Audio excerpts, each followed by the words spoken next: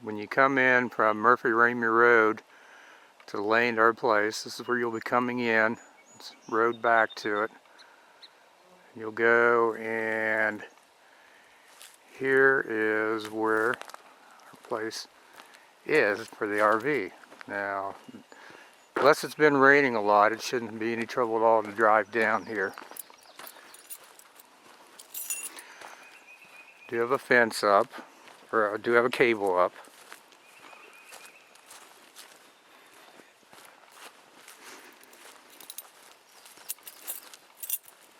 Here's the key ring we use. Now this will be the first key.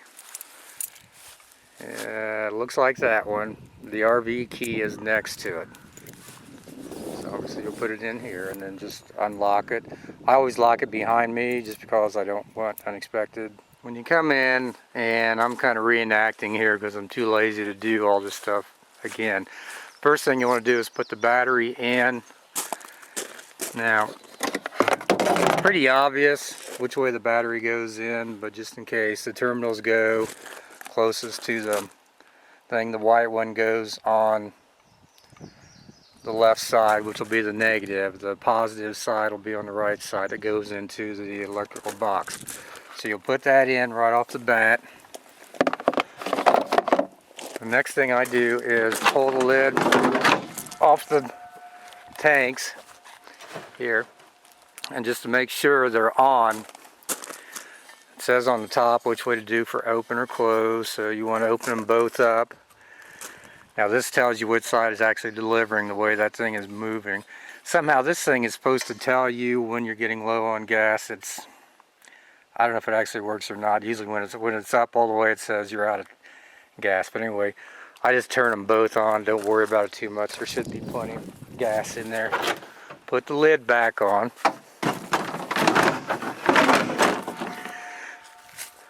Now go away. That's an alarm there, which probably should be on in there. I leave it on at night, so in case someone's prowling up on me, it goes off.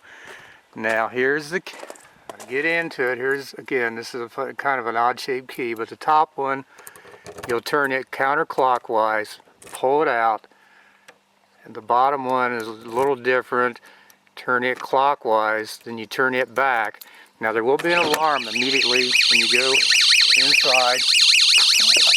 You want to shut it off, and there may or may not be a radio playing when you come in. The slider control is here.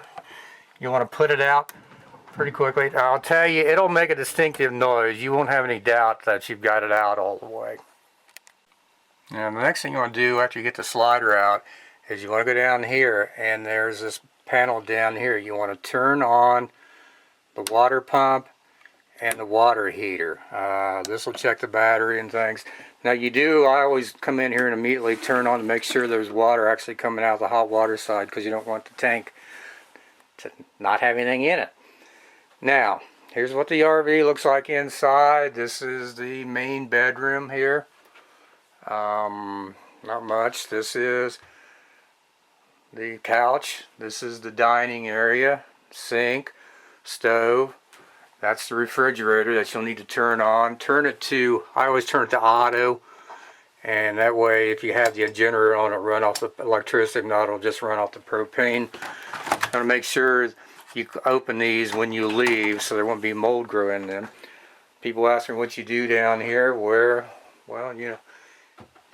bird watching. You can read the latest 800-page Stephen King novel, which is what I did this week. Do that now. Here's the entertainment center. There's a radio. You get 2 channels, WOUB 91.3 and 104.1. Come in pretty well. Here's the bathroom. Kind of crowded, but ain't too bad for RVs. I just basically, when I take a shower, I just get myself wet and then soap up and then rinse myself off to save on water. I know my wife says her lazy ass husband can bring water down, and she doesn't do it the way I do it, but that's the way it is. These are the bunk beds for kids. I figured out, which could be just me, was how to get this awning down.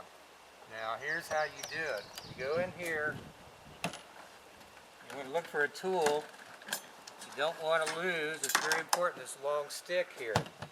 It's got a loop on one end, a hook on the other.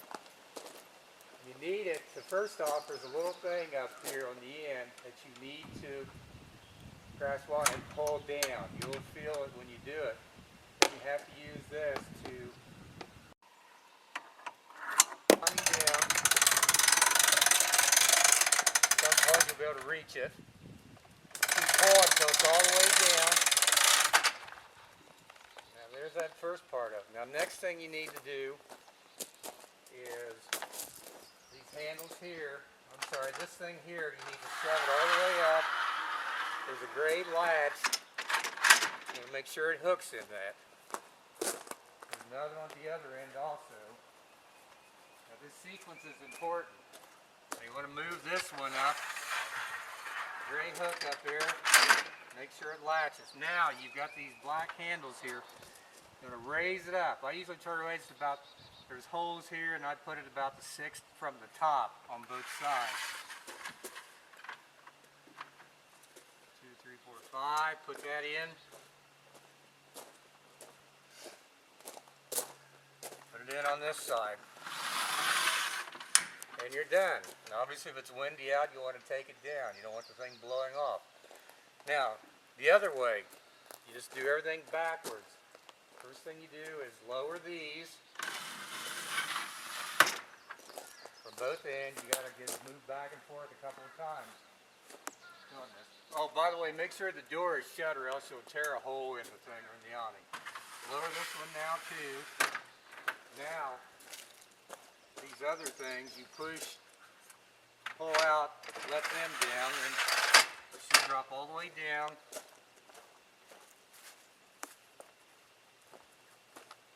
This one, pull it all the way down. Okay, now you'll need your hook again. Now the trick here is you need to put tension on this nylon thing. Pull it down a little bit, and this knob up here, you need to push it up. And that way, that's the toughest thing to do. It took me a long time to figure that out. I never had anybody show me how to do that. The key is take the tension off of it. Now you got to hook it on here because you won't be able to hold it all the way. And the idea is you slowly let it go back up. And that's it. That's all you have to do.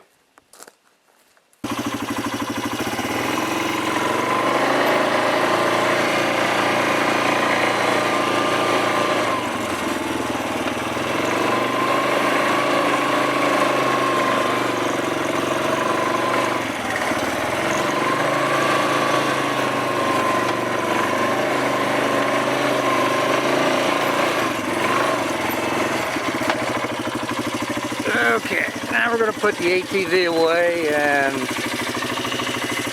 pretty much it.